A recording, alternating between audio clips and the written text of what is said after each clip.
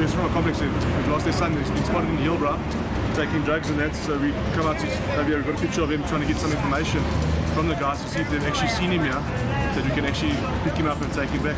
Who do you think you are? Where do you think you're going? Come. Come here, open here, get out your car, come. What are you doing here?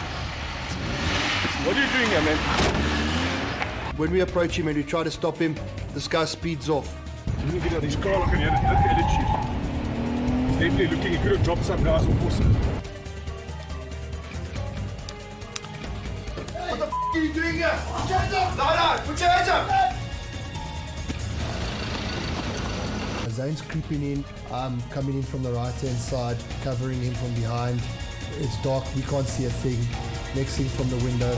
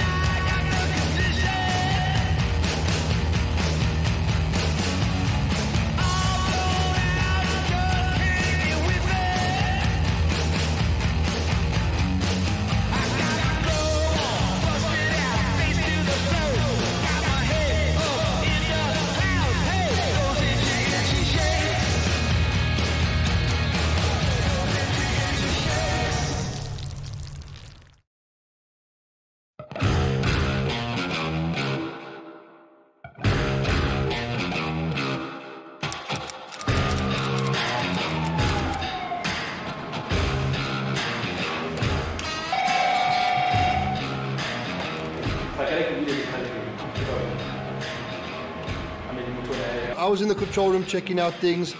Dave gets a call for a suspicious vehicle in our neighborhood. What is it? It's a small white car, the windows are broken, and then it's just left there along the road. Where? Along Kingfisher, and Alexander. So we decide to take the call. We often get these complaints about suspicious vehicles, and we never take it lightly because the shoppers around, they like to lift off the gates off rails and break into the houses. Just like I am. That's so cool.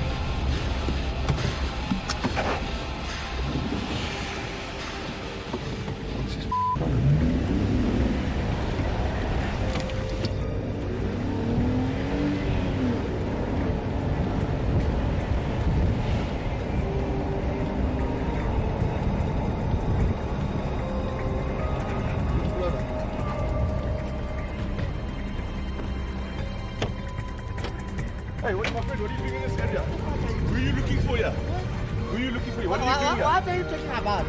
What address are you looking for here? What are you doing here? No. I've got complaints that you're looking at houses here. What are you doing here? Who are you? Who are you? Who are you? Who are you? Who are you? What are you doing in this area? I'm the lord of this area. No, you're not. You don't belong here. I'm the lord of this area. Don't get clever, my I'm friend. telling We'll you. arrest you quickly. I'm telling you. I'll come in, I'll check your cards, okay? What? Don't get clever here.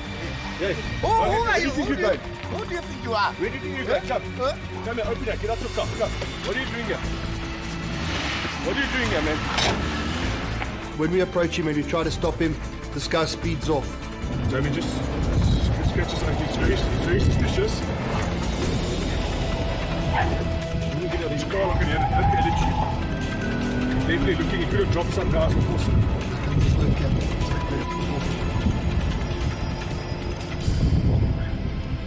We're thinking straight away, man, this guy's got something to hide. He's broken in somewhere. He's got a TV in the back of his car. He's done something. There's no reason for him to run.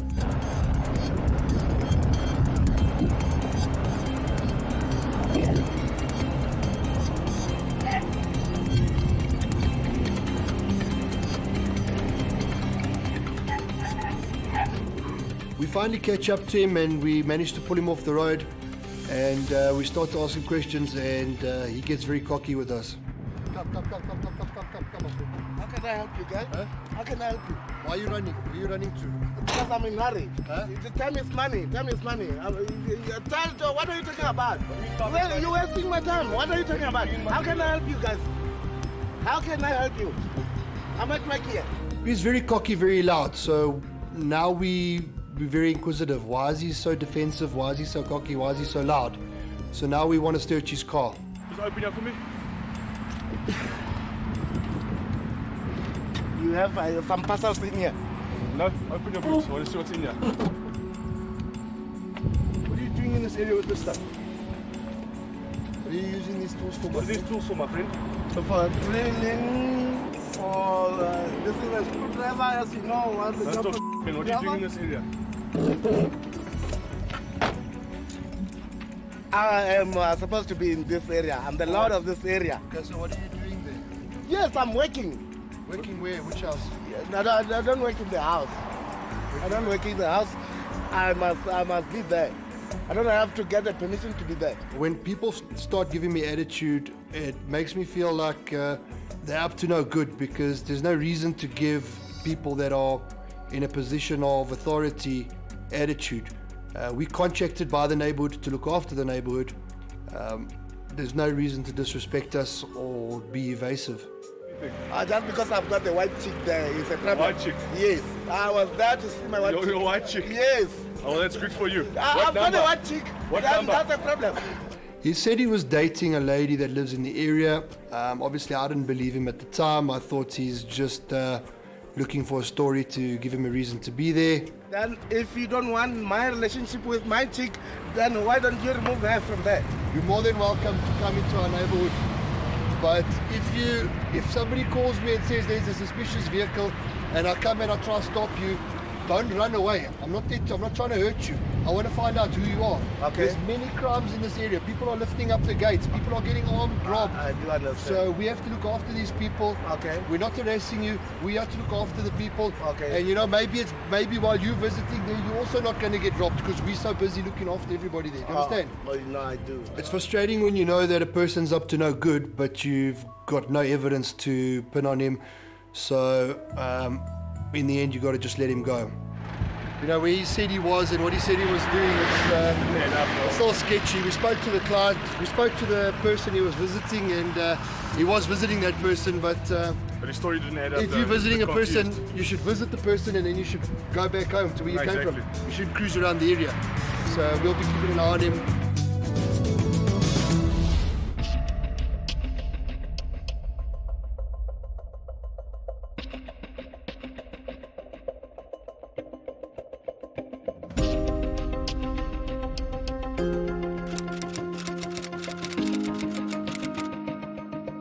We were out in Hillbrow looking for a kid that's gone down the wrong path in life. He's obviously become an addict, and he got himself lost in Hillbrow, and we went there looking for him.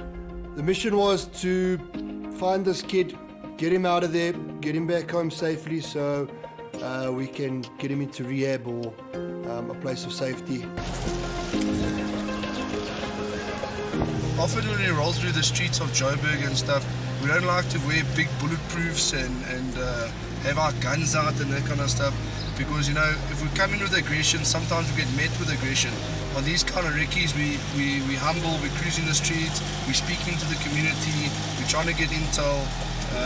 So we come in and we're friendly, we ask them if there's any crime going on, how we can help them, and that's how we get information. Now, Hillbrow used to be a very popular area to live in about 30 years ago.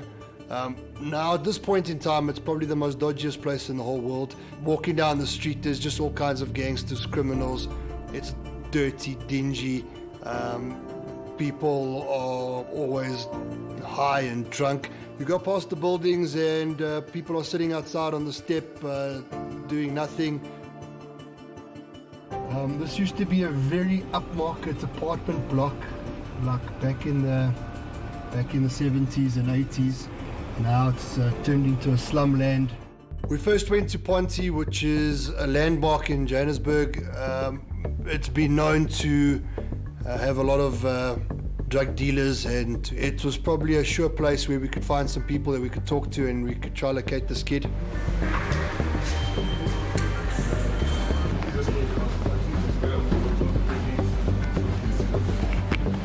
We went down to the middle of the building. It's a cylindrical shape, so you can go down to the bottom and look up at the sky. The estate manager here said what they've done is they've welded the internal windows. Contra rubbish. Yeah, to keep the whole estate, the whole building clean. It's totally dark and abandoned down there, nothing happening in the middle of the building. It's almost impossible to think that the building's inhabited. I think this is a lot more functional and a lot more clean than I thought. We've seen a thriving community here, lots of families, and I think all the gangsters have moved out, so I think we're not going to find what we're looking for here, so let's move out. We were blown away actually how they've cleaned it up. There's actually a biometric fingerprint access system. You can't get in or out of the building, and when you go into the apartments, they're all brand new. Afterwards, we decided to hit the streets and go into Hillbrow itself and just check out the local hangouts and that, and see if anybody has some information for us. Have you seen this guy down here? Haven't seen this guy? Yeah, thanks, buddy. Thanks, buddy. Sorry, Mama. Have you seen this guy? Thanks. We walked around the streets of Hillbrow, and we were showing the photograph to a few of the street vendors.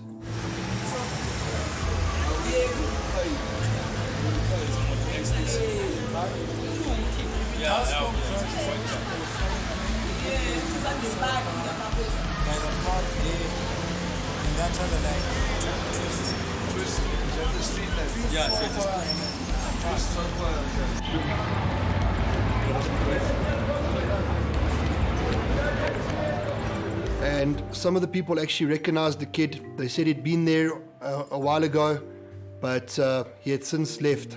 They said that they've seen him in Yeovil, so we need to go down to Yeovil side and see, maybe we can pick up some better leads over there. Dave, do you know where Twist Street is? Yeah, you must turn right. Yeah. And then twist it, yeah. Okay. Just turn right and then twist to immediate. This robot's just chucks that.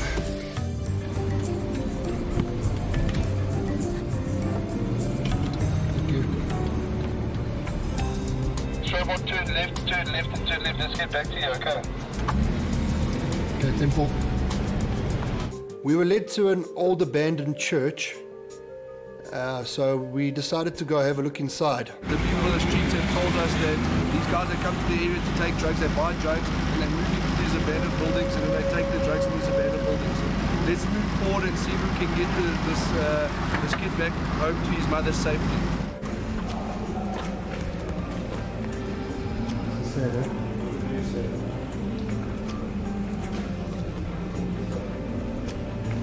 While we were looking inside the abandoned church, the stench was so bad that Mully started mock charging.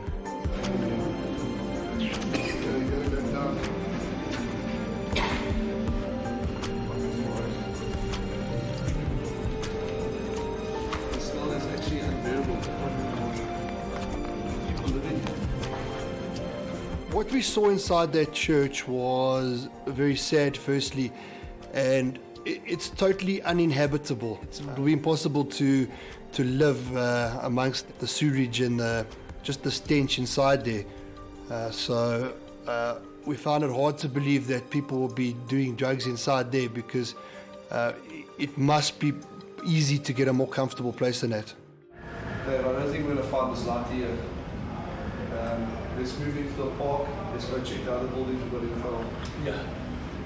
So we go outside the church and we're standing on the street corner, and we meet an elderly lady, and she starts rapping to us about where the drug dealers hang out, and you know how Hillbrow's really gone down, and starts giving us some really great information.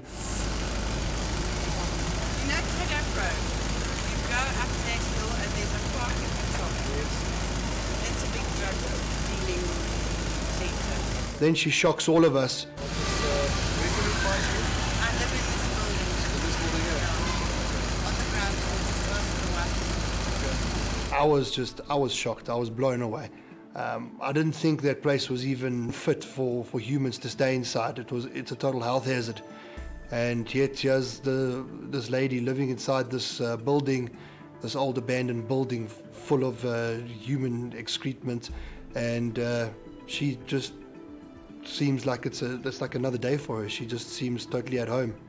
So we got a few leads, Nothing concrete, but it seems we're not going to find this kid in Hillbrow.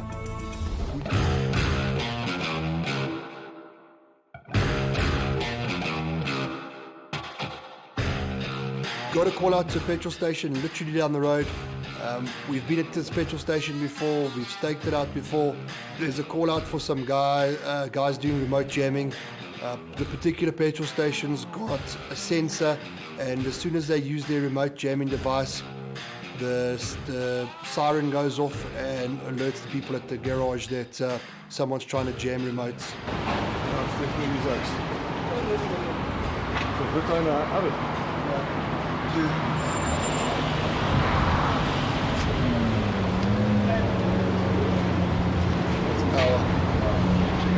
Check out scared off the camera.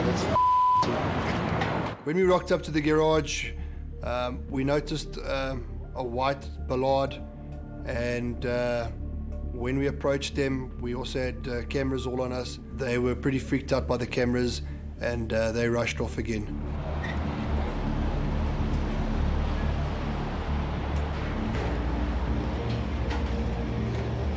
Those two oaks there, when we put the camera on them, the oaks that were filling up here.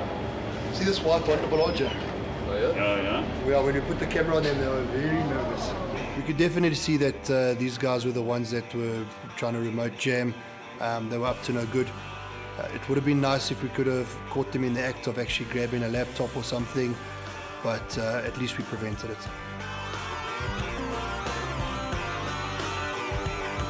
The speaker out there because that's the noise when somebody's trying to jam vehicles, when people park to get inside, to go inside the shop. When the guys have got the remotes, the jamming remotes, that siren goes off, so it makes everybody in the garage aware of the noise and that somebody's actually here jamming. So it actually scares the hell out of the people, and the guys actually end up disappearing. Jamming is a new thing that's happening in South Africa at the moment. It's guys have remotes, it's basically a blue little remote that when you try and lock your car, they hold the button down and it blocks your signal to lock your car. So therefore your car doesn't lock. And all the people think that they push the button to lock their car, but meantime their car is not locked. And the guys come through quickly, open your boot, steal your laptop, and it disappears. They're gone within 5 seconds. And it's rife. It's happening at all our shopping centres and all our petrol stations constantly. But now, with this petrol station putting this up, it's a step forward. And I hope that all the shopping centres and petrol stations can be proactive instead of reactive. My clients were very happy that we responded in such a short amount of time. Would have been great if we got there a little bit later while they were in the act of actually stealing something. It's quite difficult. The car that we suspected for jamming, it's quite tough. We can't arrest them for anything because the jamming device is your normal simple garage button remote. So it's actually not a tool. There's no legal case against it. So the guys can't actually be arrested for it, else everybody will get arrested for having a garage remote. So it's quite difficult for us at the end of the day. James, you got a photo of the red, yeah? Yeah. Foxtrot. Can you find it through so? It's Can you find it through so I can put it on the police radio, the CRN, okay. so I can put the lookup.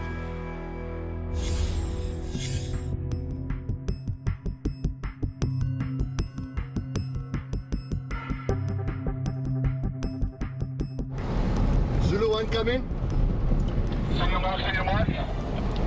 We just got a call from Hawthorne Village. Some of the contractors are fighting each other there, so it's getting quite violent. Please, can you help me respond there? Copy, we're on the way. We responded to a call to one of our sites. There's still a bit of building going on there. It's a complex, all high-profile houses.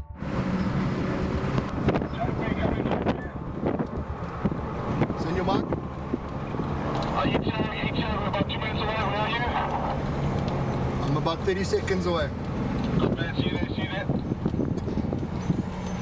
On these sites, we have different building teams. And all these guys obviously have different pay grades, and they kind of try and rub it in the lower grade guys' faces sometimes. And a lot of the time, these guys don't stand for it.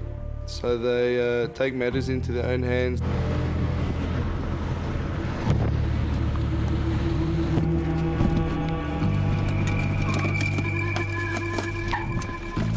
Where are they?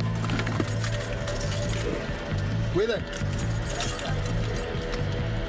When we arrived on the scene, there was a bigger guy and a smaller guy. The bigger guy fancied himself as a bit of a rambler. When we arrived there, he kind of just shut up and didn't do anything out of turn. Hey, come here. Stand here.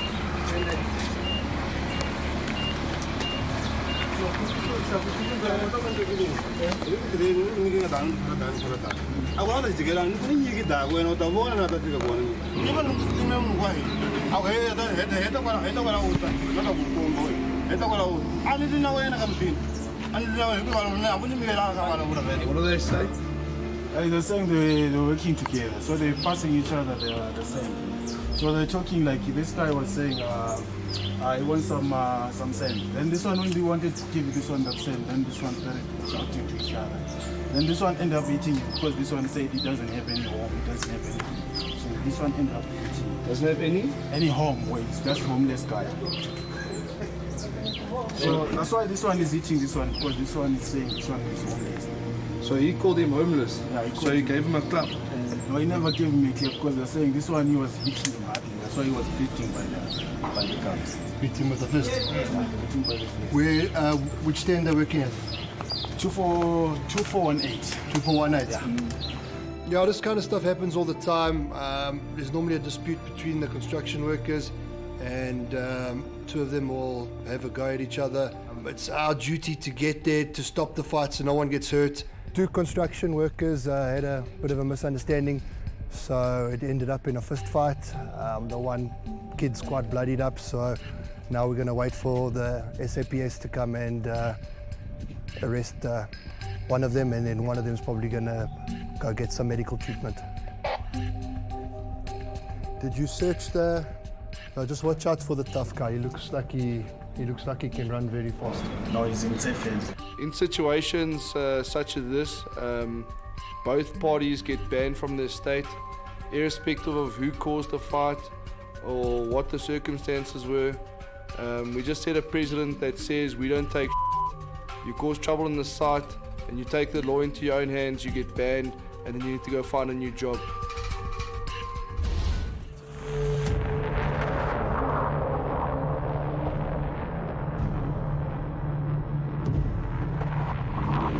On the way to Tembisa.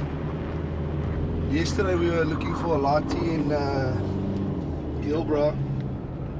His mother's one of our clients, she stays in one of our estates. She phoned us panicking.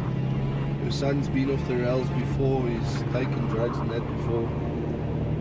So we searched Gilbra, and one of the guys we spoke to yesterday actually gave us a call today and said that no, mates of his saw that guy is rolling with another couple heavies, probably the dealers he's been buying from, and they said no, they pushed off to Tembisa. We contacted our informant in Tembisa that always helps us with operations. He started doing a bit of homework, speaking to the guys that he knows, and yeah, he gave us a call and said no, he knows where the guy is. So we're on our way to Tembisa now. It's not uncommon for these drug dealers to have different apartments that they operate out of. They like to keep moving their product so it doesn't stay in one area so that the police can't close them down. We're going to try and get him out in one piece. I don't think it's going to be as easy as we think it's going to be, because these drug dealers don't like to let go of these lighties, because the lighty probably owes them about 10 grand's worth of blast. So let's see what happens. Often when we do operations in Tembisa, we've got an informant.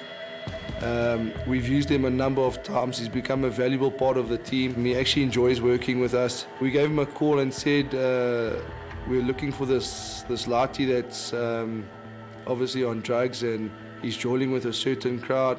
He came back to us and said, well, he's done a bit of investigations. He's spoken to a couple of his guys. They know where this kid is. He's in a bad part of Tembisa. So we geared up and we went to fetch him.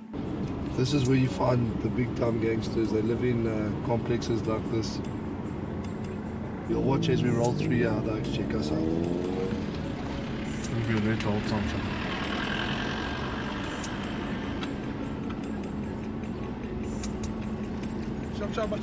Sure.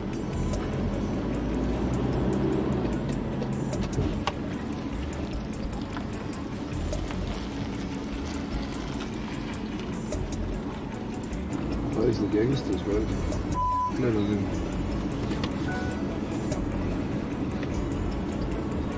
I think we had literally been on the ground for about 2 minutes when bucky loads of people rocked up. Situation's really getting volatile here. They don't.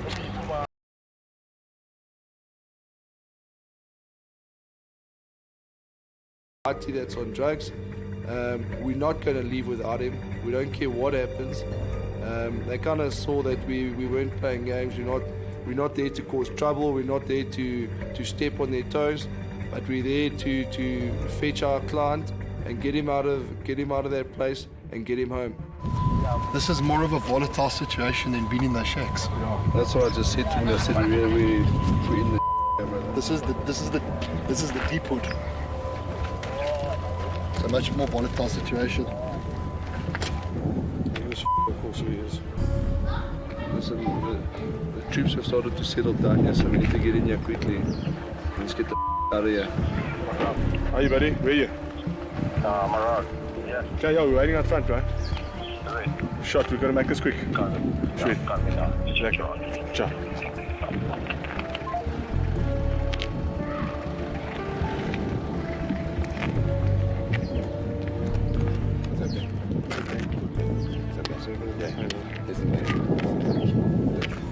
I'm saying, so one flag is big. Need to be careful. I'm saying, do what you have to do, get that faster, get the out of there as quick as you can. I'm saying, but I'm having your back though. Okay, come on, let me show the shoot the truth. I'm saying. The plan moving forward was pretty simple. We're going to move through this complex as quick as possible, basically kick the door open, threaten the guys that were in there, and get the lathi out and basically get out of there. You know, you can't really go in and scope and see exactly what you want to do in these kind of situations. It's kind of, you have to move, and as you move, you make decisions.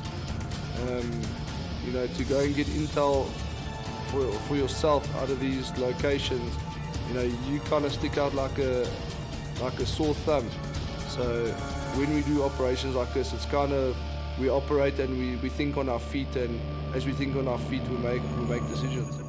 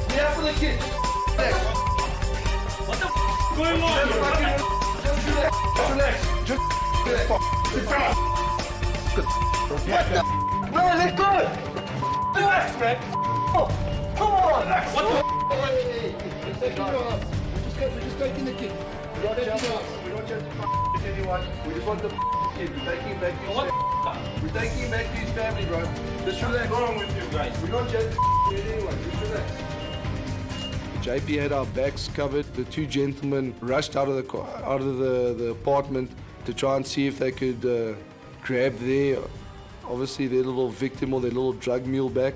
JP covered our backs and basically told the guys if they make a move, they're finished. They could see he had that look in his eye. He wasn't around. Hey, you guys! I'm not playing. You! For sake, come here, get our niggas here. Just relax, calm down, boys. We're not chatting Fuck you! Woody, move, Woody, move. Go. Oh, come. Run.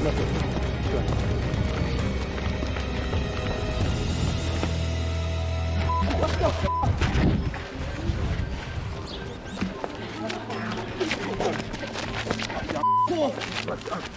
Go. Leave me alone. Go.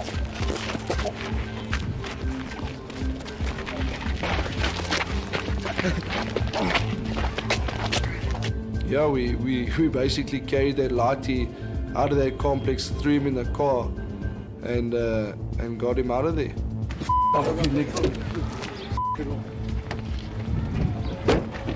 I'll hook up with you later, bro. Shot.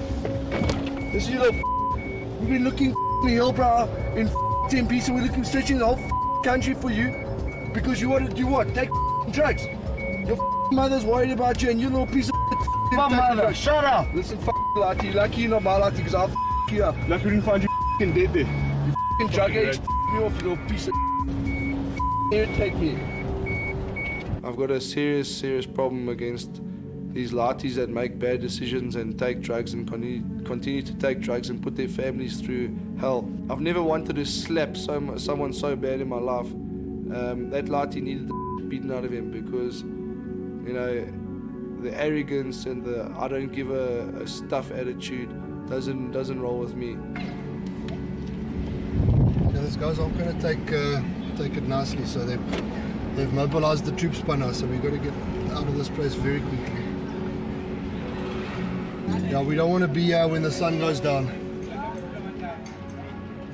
I was brought up in a disciplined home where you respect your family, our father and our mother, you know, and these latis that make these choices, fine, they make bad decisions, but the disrespect they have for their families is unacceptable.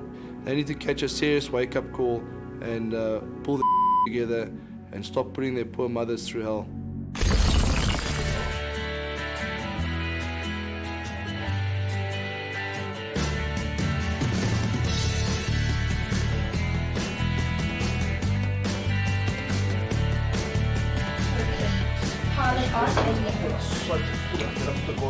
We try and have family lunches as often as we can on Sundays.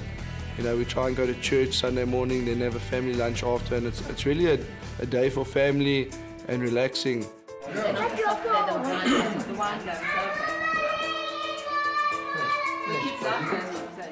Thanks. Chaves, Christian, come out. I don't think your daughter needs toilets. One more from Melissa. She's saying, can someone please bring me toilet paper?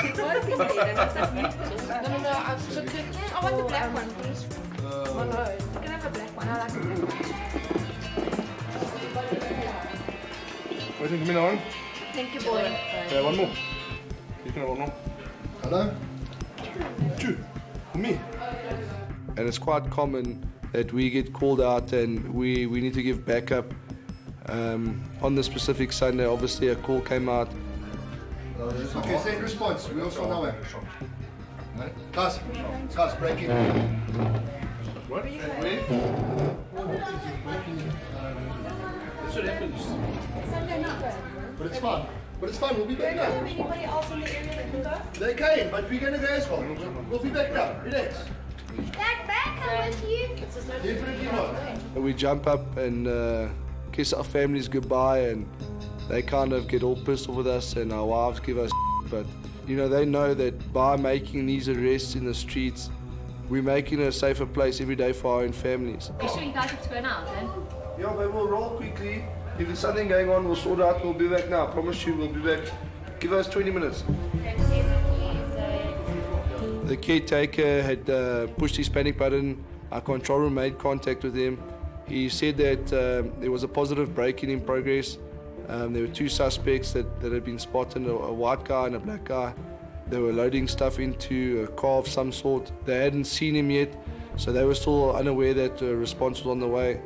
Me and my brothers realized that this was an opportunity to make a decent arrest. We needed to give our guys assistance. Other reaction teams on the way there. Let's see who gets there first.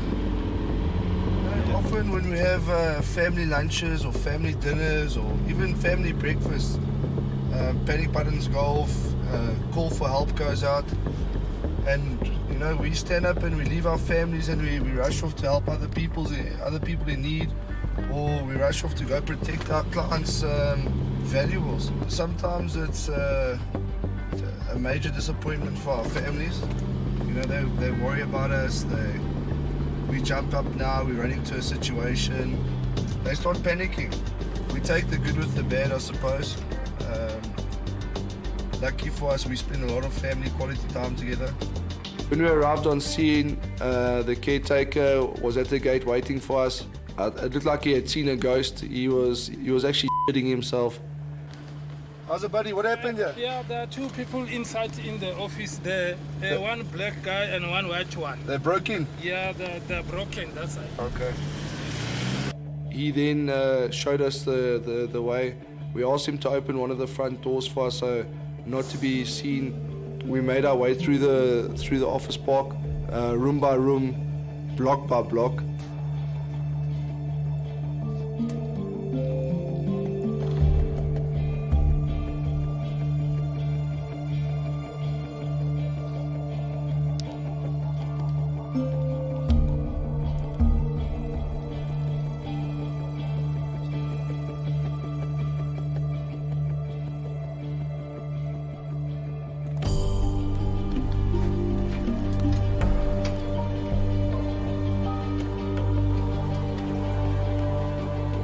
And eventually we got to a section of the office park where we could see a torch shining inside in the distance, and we obviously knew that this is the place where these guys are moving through and stealing laptops, TVs, computers and that kind of thing.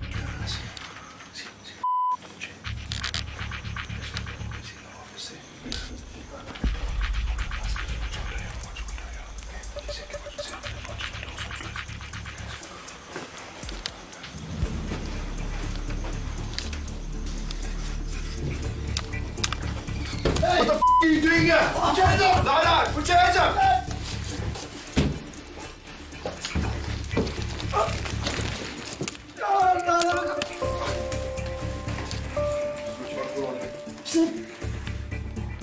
James.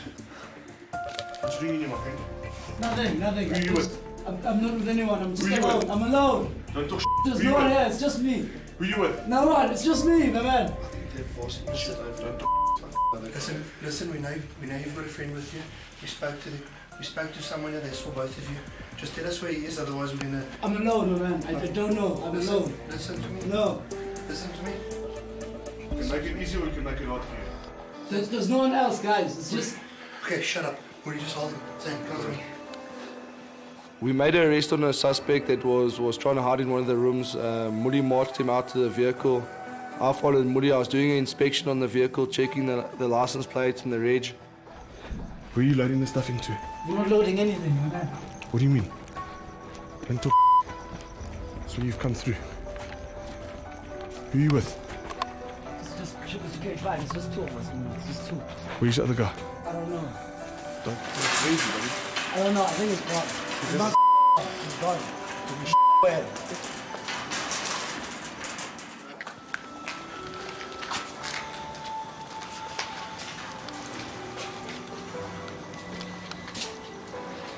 Must be false plates. The reg doesn't match the plates. Who's owner of that car? I don't know. So it's a stolen car? No, it's not a stolen car. I don't know whose car it is. Max, don't talk shit. I don't know whose car it is. What, did you just jump in and bring it here? Yeah, it was my friend's car. It's not my car. Mully's got the suspect up against the fence. We're asking him where his friend is, and suddenly Zane spots him. Come here, Zane!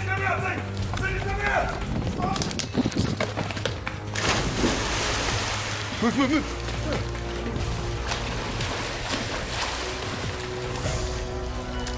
Zane, what happened? Zane gives chase and tackles the suspect, but all that Zane gets is a freshie, and he flies into the swimming pool. I give chase after the suspect. The suspect jumps over a wall. I jump over the wall after the suspect. James has got him. James. Kill this guy. His ankles are broken.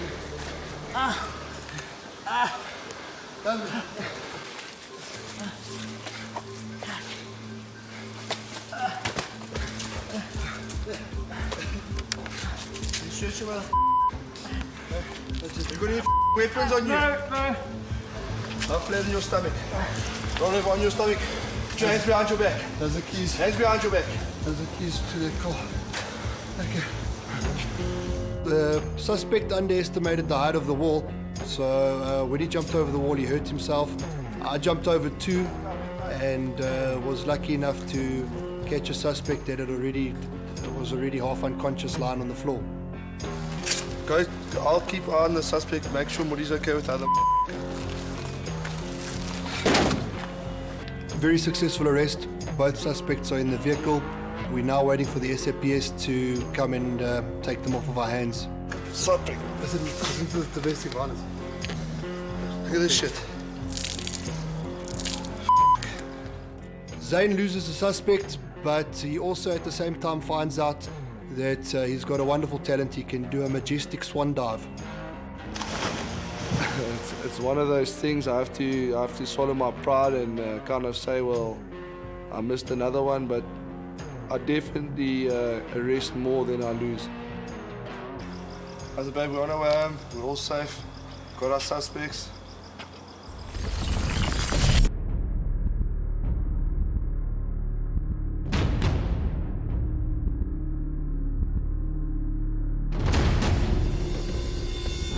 Listen, Jeff, Zane and JP are here ready. We've got to just see what our surroundings are. We've got a call in from the client that he's heard them breaking into his property. So just make sure that you cock and locked up. Yes. Just check it's flipping dark. It's not a full moon tonight. It's dark. Let's see. We've got a client that's got a huge holding where he's got a beautiful house on there, and he's got basically a cottage that he doesn't rent out, that he stores a lot of his stuff, and he's got jet skis in there. He's got a lot of expensive equipment that he keeps in there that we actually put a full alarm inside there to keep it safe. Well, this is a big piece of land, bro. We're driving down to the bottom of the property. This place has no lights, so it is quite scary. It's different to responding to a complex or something because there's all lights there and it's very well lit up. This place was pitch dark, you couldn't see nothing. We had our torches out, it was scary. I didn't want to go into that situation. So let's just see what we're going to do. We're shaping and I can't see them yet. People can lose their lives waiting for backup, right?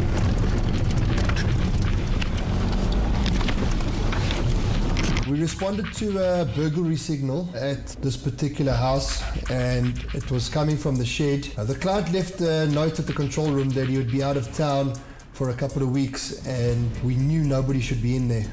Just be careful and see what's happening, bro. Turn on, bro.